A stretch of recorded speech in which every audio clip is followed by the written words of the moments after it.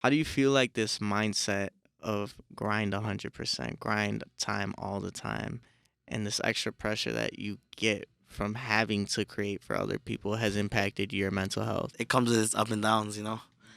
Sometimes you could have some of your most motivated days where you're the hungriest and you're putting in that overtime, and then sometimes you can be in your worst and your lowest, and you're just stressed out, broke as fuck, struggling, maybe crying, like stressed out, about to quit, pick up a job again.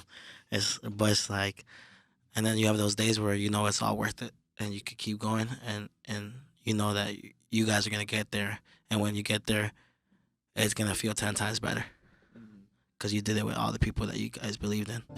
This is Sad Boy Radio. What's going on, everybody? Welcome back to Sad Boy Radio. I'm your host, Matt, and today we got a special guest. We got Ozzy's other half, his boyfriend. No, I'm playing. But go ahead and introduce yourself, bro. What's up? My name is ZaeVisuals. I'm a Chicago cameraman and owner of Red Tape District, alongside my boyfriend Ozzy, I guess. Man, what made you get behind the camera first? You know, that's the basic question, but there's so many people in this world that want to be in front of the camera. They want to be the face of the franchise. Why did you decide to be in back? That shit wasn't really planned, bro. I feel like just the passion for like videography just kind of grew out of nowhere.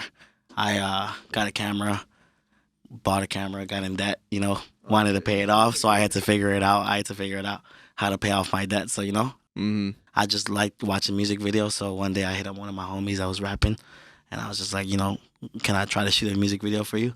And like just on some playing around shit, did it. I did it on some like iMovie shit, and like honestly, the passion just grew over time. To be honest, because I never really expected to be behind the camera at all, or in front of a camera at all. So what was your plan before you even got into the industry then? I was going to UIC, then I had transferred out to a community college, and I was gonna try to go like criminal justice and chase like a governmental job or like a CPD job on some. But I kind of didn't really like that stuff. I didn't really like school, and I was good at it, but I just didn't like it. So, I mean, it kind of was a blessing that I got that camera because it opened me to a whole new path that I really never would have thought I would have even chased. Hey, that's the Chicago staple, right? You got to go The to UIC, drop out, go to community college. and then drop out again. That's the Chicago fuck boy dropout story. Shout out dropouts. Shout out dropouts that want to do something with their lives besides nothing. Nah, I'm fucking with you. But hey, man, everybody's story is different, right? And shit, your story brought you here, so I appreciate you coming on and coming to speak with us. Sure. Early on, obviously, you had hype around your name, right? You know, when we talked to Ozzy, you said you were doing your thing. You got flown out with them in Pronto. So, what made you start this partnership with Ozzy then? Really, my relationship with Ozzy was nothing, planned or anything. I didn't expect Ozzy to come into the picture when he did. It was just us really going on the trip and us really spending the whole like 17 hours together. That's really all we had to chill with each other. And then in those 17 hours, he showed me that he was really passionate, and I just kind of showed him that I was about my business. I'm trying to handle stuff too. And it was just like we were so cool together. He was from Indiana, I was from Chicago, but he was some nerdy kid, and I was like a little more ghetto and stuff. But like somehow we just got so along. We had instant chemistry, and this when I started to invite him back into the city. I was like, hey, come to this shoot and stuff. Our relationship just grew over time, and I feel like he just saw everything that I was trying to chase and come bring to life with all the artists and just everything in this new wave that I'm trying to start in the city, and he kind of fell in love with the whole idea. And then I feel like he fell in love with the rebranding idea because I knew I didn't want to go with ZaeVisuals, forever. I wanted a big brand, so I feel like he believed in that as much as I did. And it does, it's, they say like, it doesn't take like someone you can meet in 2 weeks can show you more loyalty and love than someone that you've met for like 5 years, 5+ years. But so it was something like that with Ozzy. It was just instant loyalty, and I could tell. And it was more of, I thought he was a genius when it came to the videography and the cinematography and just everything that he brought. And I thought he was just a perfect piece to it. So it just kind of fell into place. It wasn't anything of like me asking him, hey, it was kind of more of we knew we had a mission. He believed in it and he trusted what I wanted to do. And he was like, I can help you out. Having those people that are going to back you and have your back no matter what, it's hard to find people that are going to stay loyal to you, just like you said, that are going to stay loyal to you and have the same vision as you. Without Vic, this vision wouldn't have come to life.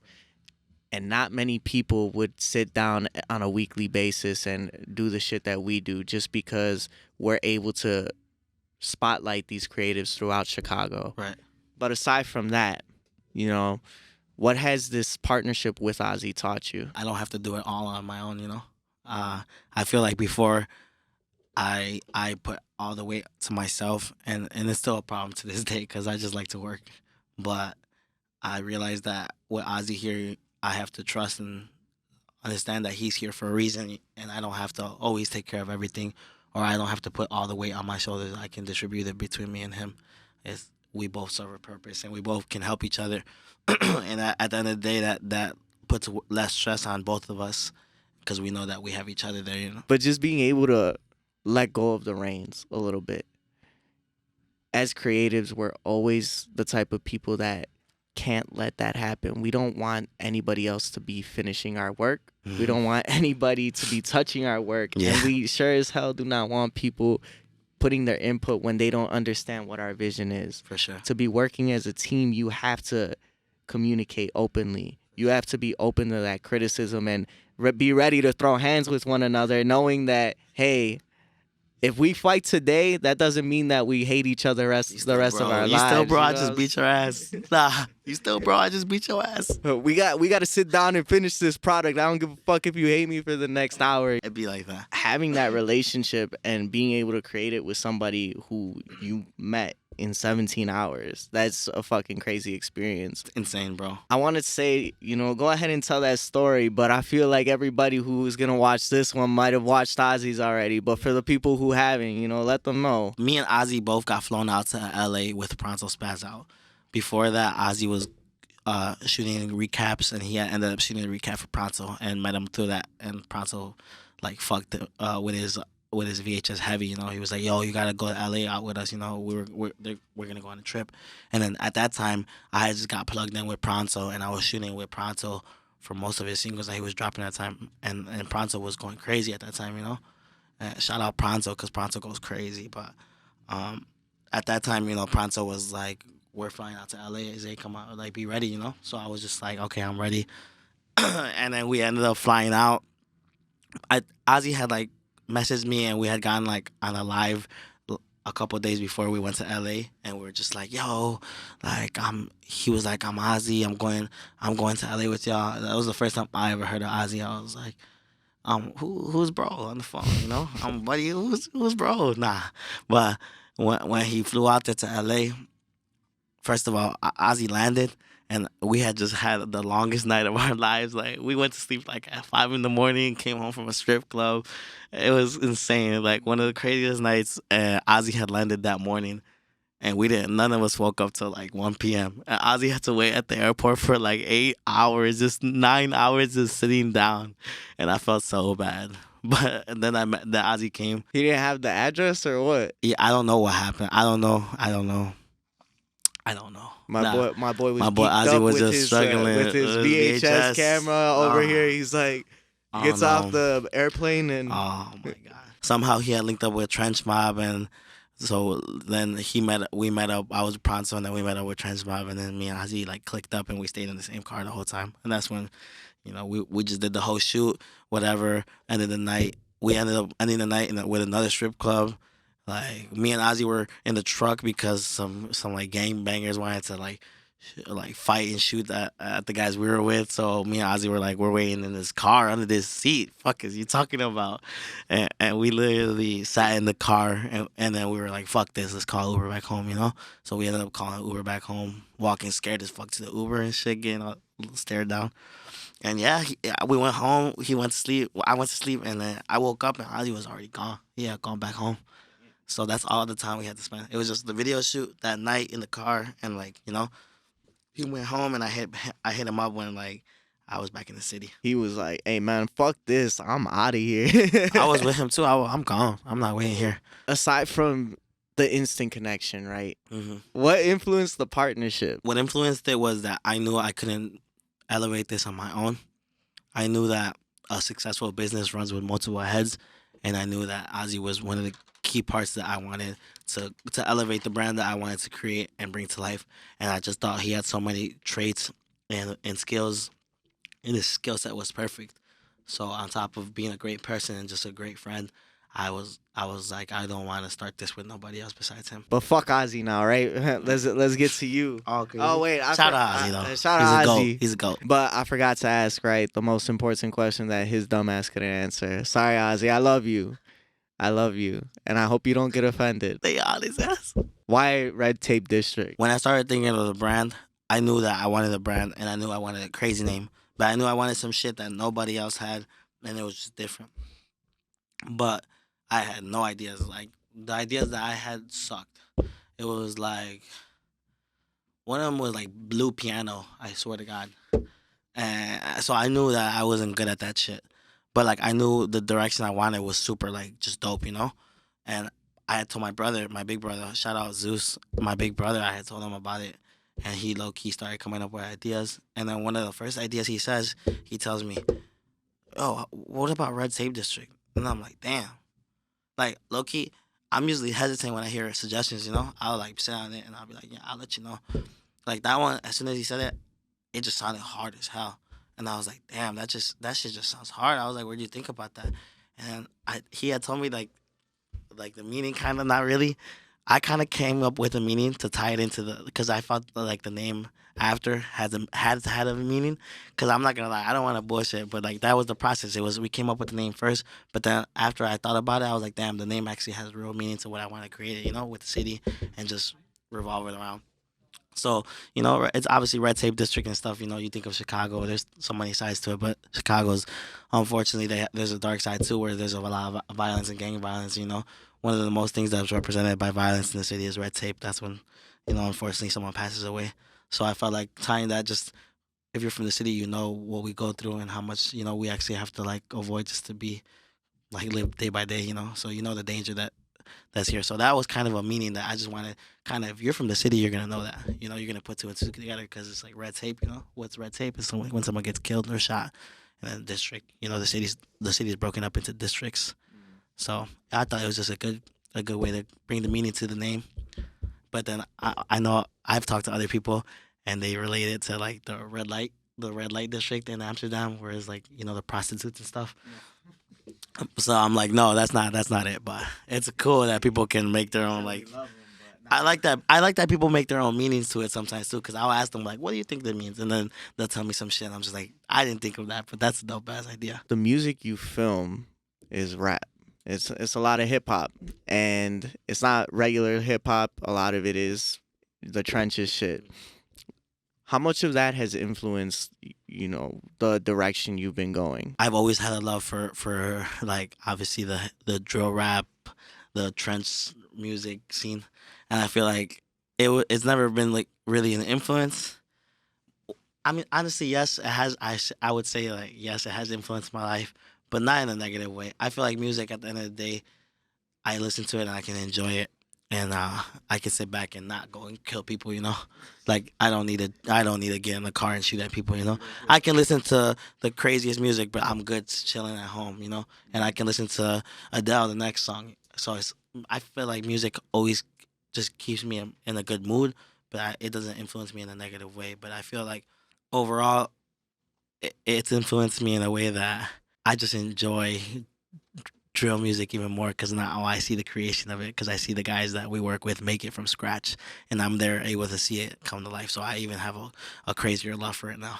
But don't get me wrong, I love all types of music, and we're actually expanding to like a bunch of new genres and new types of sound. That's why we work with people like Motive and all these stuff. It's like if you listen to their music, it's crazy, you know. So it's just like we're evolving, we're expanding, but definitely from the city. When I say like I like rappers, I fuck with rappers, you know, because I fuck with that type of music. I fuck with rap hard. That's just what I grew up on. So I have an extra love for it. But I love all types of music. When you think of these video directors from Chicago, automatically you think of someone like Diamond. Diamond was filming the same exact music videos you were shooting. So having that influence, you're influenced by these mentors, and you've had the opportunity of working with him and having that close relationship. So for you to have learned from him, that that's another blessing that's come to you. Shout out Diamond. Give us the story with him real quick. I started about like 2 years ago, and when I started, I was filming for a couple months already, and I had gotten a decent little bit of amount of followers, like a couple hundred, probably like 600, maybe 1,000. And Diamond I was a huge fan of Diamond before I even picked up a camera, because I would always like listen to a bunch of Chicago music, and so he was already going crazy. I'm not gonna lie, and I started on some, I didn't really think about like impressing nobody, but I started, and I didn't worry about anything besides making music videos. And then one day bro reached out. He sent me a DM. I had dropped this song called "War with 40th" by Hardbody Lodox, and he had commented on it on YouTube, and then he had sent me a DM, and he was just like, "Keep going, bro." That's all he said, and I was like, "Damn, that's love." I was real appreciative, because he's going crazy. I was like, "That's mutual love." That just pushed me to keep going, and our relationship just became cool over the time. We ran into each other a couple times at video shoots. Obviously, him and Ozzy got together for the "What Up" video, and he got to work with us, and we got to work with him. So it was really cool just to bring that to life. And Diamond's a goat. He brought that to life. We got to help him, and that was super dope. And he's just always been a real person. We can call him whenever we want, and like if we need advice or we just need to call him just to talk, he's just a genuine guy. And there's not a lot of people that are genuine like that. So I appreciate him, because it's real love. Like, he's genuine with it. Overall, he's a dope person. Mm-hmm.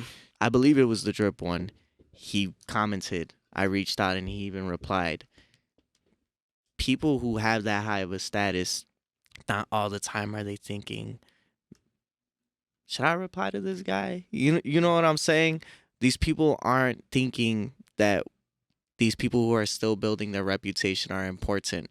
So for somebody at his level to be an influence, be a mentor to the young cats in Chicago, that's dope. Now, getting back to what you mentioned, expanding with artists like Motive, Kato, and you guys have another star that's under you guys. Guapo. And then we work with a bunch more, like shout out Tron, shout out C's, shout out DDK. We work with a bunch, but yes, we have those three are definitely in rotation a lot right now. So the three that you would say are under the Red Tape District brand. Mm-hmm. What's their importance to the brand, and how have they helped you guys move in this new direction? To complete the mission. We all have the same mission of, we want to make this come to life. We're chasing a goal, and we know our potential. We know our potential is high, and we keep each other accountable. All of us keep each other accountable, and we keep each other working. I feel like they trusted me and Ozzy enough to bring their visions to life, and also involve themselves in our brand. So they trusted us with that, and we could say they trusted us with helping them with their career as well. So it was just a mutual connection, and with great artists, they're friends before anything. It just so happens that my friends are the hardest rappers and artists in the city, though. But they're friends before anything, and I feel like their role is the same as ours. We know that our potential is high to do something completely different that hasn't been done before, and they know their potential, and we know our potential, and we just hold each other accountable, and so we complete the mission. By getting into business with your friends, though, they always say business and friends don't mix. It's the worst things to put together. How have you guys found that balance? At the end of the day, we just know that we're friends, and we have each other's back throughout everything, but we have a goal to meet, and at the end of the day, our hunger and passion for this oversees all of that. And when it's time to lock in, we can lock in, and we all know that we can all do it by ourselves if we needed to. We don't need anybody, but we have each other. I know that working together isn't always the easiest, just like we were saying earlier. You're always gonna butt heads with people who you're working with because you're in so close of a proximity to one another. For sure. Trying to understand other people when it feels like the vision is clouded, even your own vision, right? It feels like nobody's going to understand that shit. Shit, if I don't understand myself, how's somebody else going to understand me and what I'm thinking and where I want to go? Especially if I don't know where I want to go. Right. Now, for you, you're taking on the visions of other people. You're taking on the opportunity to create something that they're going to love and love sharing with their followers. Is there an extra pressure for you? For sure, sometimes I feel like there's definitely a lot of weight on my shoulders, but I feel like it's weight that I want. I'm gladly to help all these guys bring their visions to life, and I wouldn't want it any other way. And I appreciate the work that I have to put in, because the work at the end of the day keeps me true to myself and keeps me working hard. And these guys are great to work with. They're easy to work with, and they're just real people. And at the end of the day, like I choose to do that on my own. They don't force me to do anything. So I'm grateful I'm grateful, but definitely I'd be tired as hell. Like that's one thing, I'd be tired.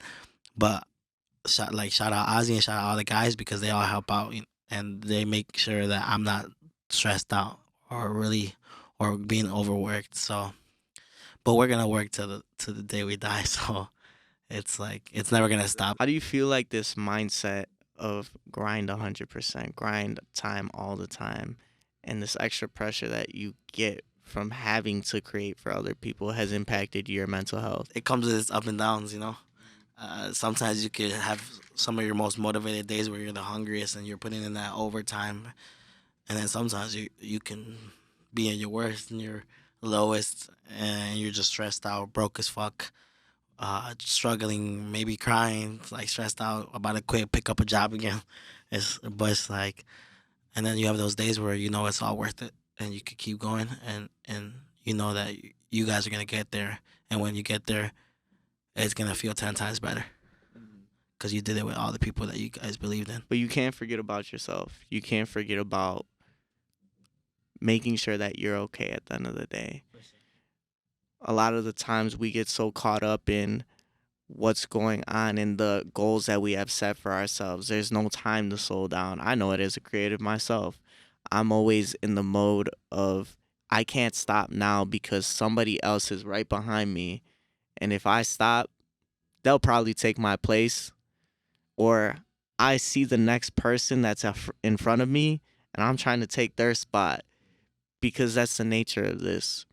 Even though we all talk about, I wish we could collaborate more. I wish that there wasn't a competitive edge. Everybody has that competitive edge. Everybody wants to be the best. And if you're not aiming to be at the top or be the best, then what are you really doing? The song I chose was Big Sean, No More Interviews. It says, I'm feeling like an old man that failed at life. Got reincarnated to do it all again right. So I'm treating every second like it's an investment. Time is money, every second I'm collecting. Once again, there's that rush. There's this rush to beat time and beat the clock before we all fail. What is that failure, right? Why are we feeling like time is going to run out every single day when there's people all around the world, all around us, that feel the same exact way we feel? They feel lost. They feel like nobody understands them. But we don't focus on that. We only focus on, fuck, I'm going to fall behind. Mm-hmm. Taking the time to invest in yourself, just like he says, I'm treating every second like an investment. Which area do you feel like you've faltered in recently when it comes to your health, when it comes to investing in yourself, emotionally, mentally, and physically? I feel like definitely before I would struggle on just creating time for myself, and just creating that balance between just being working and be able to relax and enjoy myself, and say, you don't have to work so much. So definitely one of my biggest things was knowing when to separate, the time when I can work to the time I could chill. Why do you feel like you've had that issue though? Cause I'm a workhorse. Like, I love to work, and it's not even that I feel like I need to work or anything. It's just I love to work. I love to get stuff done. I love to hear music get made, and I just want to keep doing it. It's an addiction, so it's like I want to keep going. It goes back to what you were talking about, being able to not focus so much on work. Even now, you're kind of avoiding the fact of, let me talk about me. Let me figure out, what's going on with me. Yeah. You're talking about, oh, work, work, work. But take a second, right? Think about you. What do you feel like you've been lacking in your life because of work, because you've been so focused on work? I wouldn't really say I'm lacking on anything. I feel like right now, as of recently, I've started to be, mentally 100%. I feel like right now is some of the best times of my life, and I'm starting to figure out a lot of things about myself that I never really have, and I'm starting to not be so stressed about things. And I feel like right now I feel great, and especially because like I said, work doesn't feel like work anymore because I'm working with some great friends at the end of the day, and they got my back throughout everything. I got theirs. So right now it feels good, but back then I was just stressed. Back then I was stressed trying to figure things out. Stressed about what am I gonna do in my life? Is this gonna be worth it? Why the fuck did I drop out? What the fuck am I gonna do? My parents probably think I'm fucking crazy. Why, like, they wanted me to go to college, finish college, get a college job, or like at least do something crazy, and not take this crazy risk. But my family's super supportive too, but I feel like at that time I probably could have had a stronger relationship with my family too, to just to at the end of the day you gotta appreciate everything. Like family's there for you throughout anything, and that's now what I'm starting to understand. It's like I have to appreciate all the stuff that's around me and the genuineness, and just enjoy life and appreciate everything that God gives you. And now I have that understanding. That's crazy because I was just thinking about that appreciate what you have now before it's gone, before it's too late. And that's going to be talked about in another episode. But I'm glad you brought that up because that's something that's been weighing so heavy on my mind because I'm so focused on the things that I'm missing. I made an episode, I think last year. It's called Something's Always Missing because I always felt like there was something missing in my life. Maybe I got the number of views I wanted. Maybe I got the girl I wanted. Maybe I got the job I wanted. But at each moment, I still didn't feel fulfilled in my life. I still felt like there was an emptiness that I was just trying to replace. But that's another episode, right? What did it take to get to that point of feeling like you're content now, you're 100% mental? Because just like you said, going back to when you dropped out, you weren't making time for your family. You didn't have the best relationship. How did you restore these things? These are all things that are being like restored right now, and everything's growing right now as we speak. But definitely to get to the point that I am right now, it's definitely I had to do a lot of self reflection and just understand really myself and understand genuinely what's best for me. And then obviously I had to go through a lot of ups and downs and stuff. I had to be super sad about a lot of shit. I had to be super pissed about being broke as hell. I had to go through all my worst downs to understand that it gets better. And even if I'm at my worst, or even if people don't fuck with me or something, I still have the things I have to be appreciative of. And I'm not alone. And I know that I have my family there for me if I needed to, and great friends.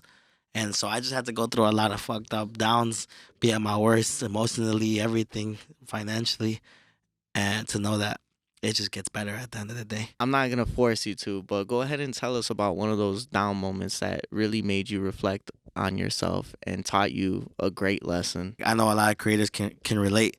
Like one of the craziest things that fucked me up is that state where you're sitting there and you wake up in the morning and you're looking at your fucking bank account and that shit says negative $27, and you're looking at that shit and you're like, fuck, I'm so fucking broke and I have no job, but I don't want a fucking job. I want to do this shit.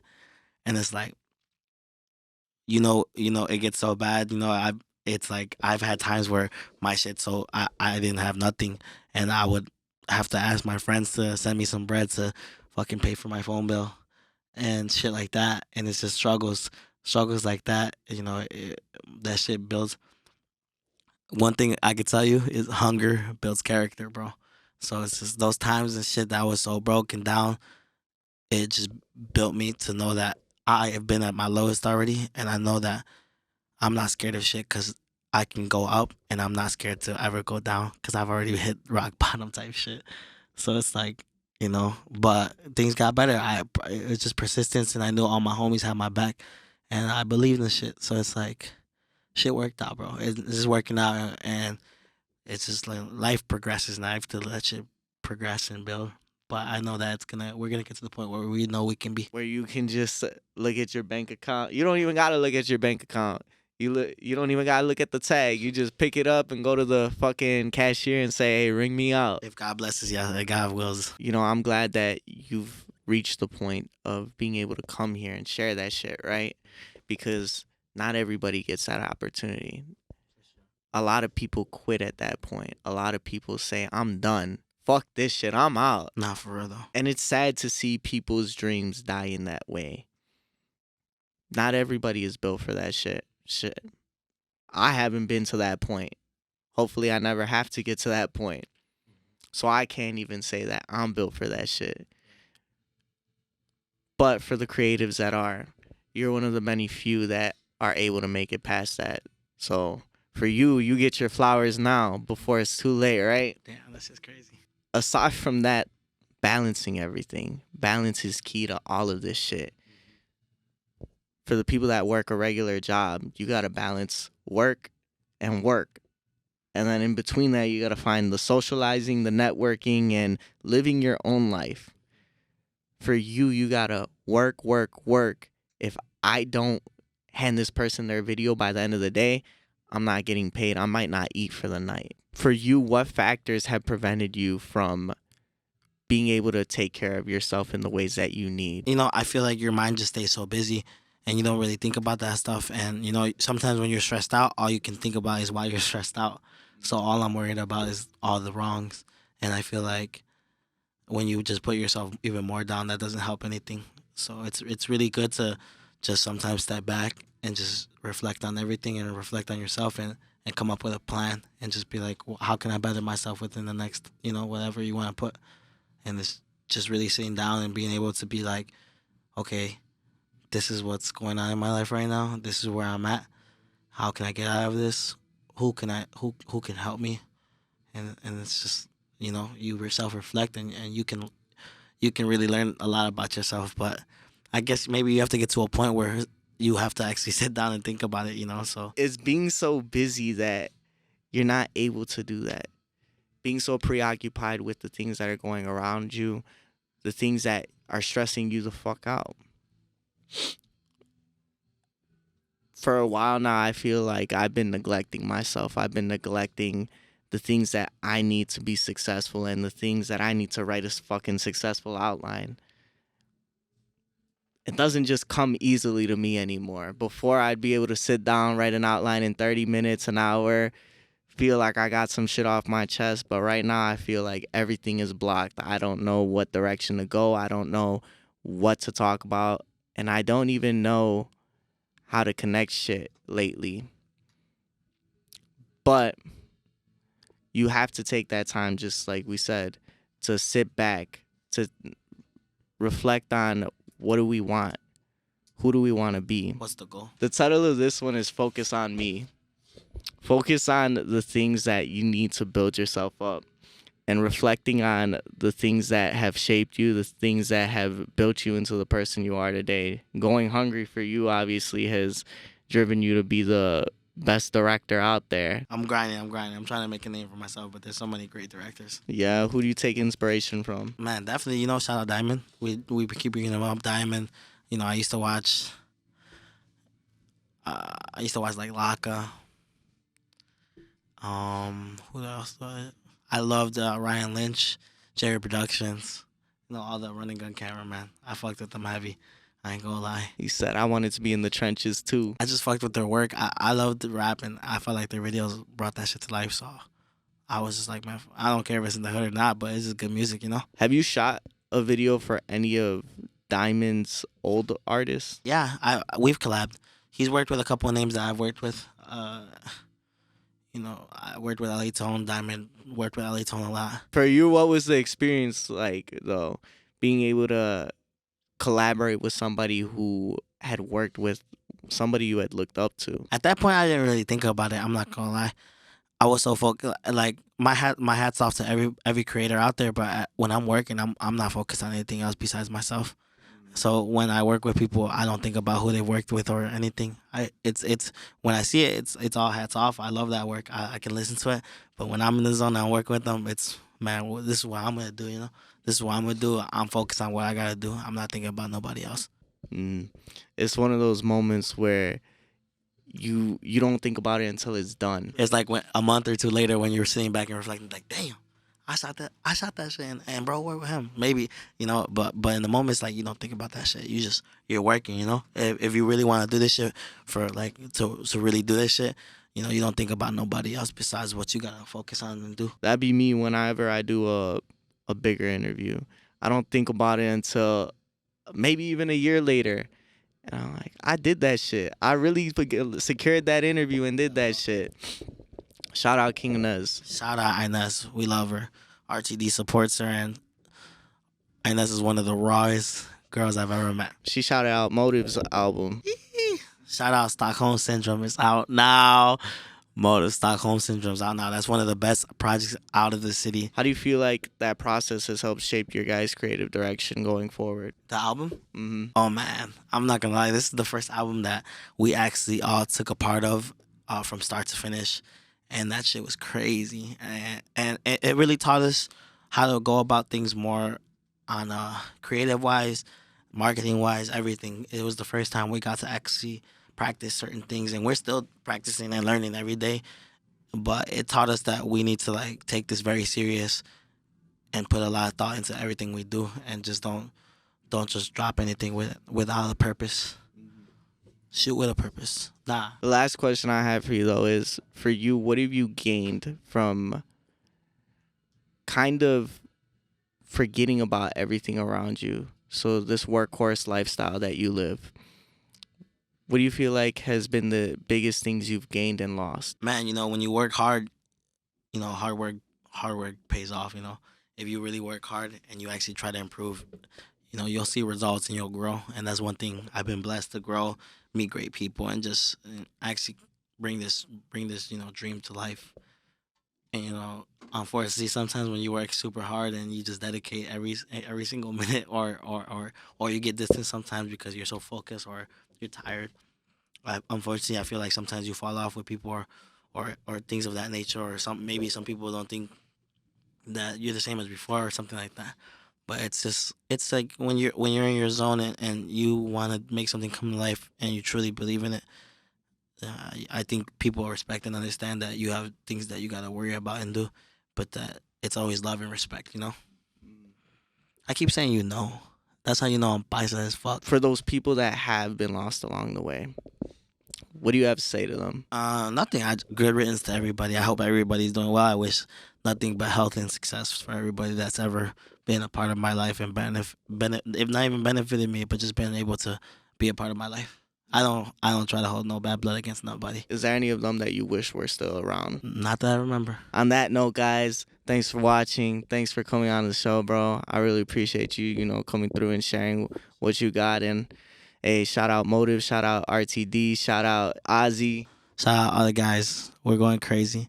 This really a crazy new Latino wave. I'm not even gonna lie. Latinos, just because we just all happen to be Mexican, but we just going crazy. I ain't gonna lie. We finna take over the country. So stay tuned for no music type shit. Shout out Sad Boy Radio. Next one is Ozzy and Zay. That's gonna go crazy. Fuck you, Ozzy. All right, Sad Boys for real. Thanks for watching. Make sure you like, comment, and subscribe. Make sure you go subscribe to RTD, Red Tape District, and stream that new Motive EP, Stockholm Syndrome. Sad Boys for real. Peace out. This is Sad Boy Radio. Broken pieces, who's to blame?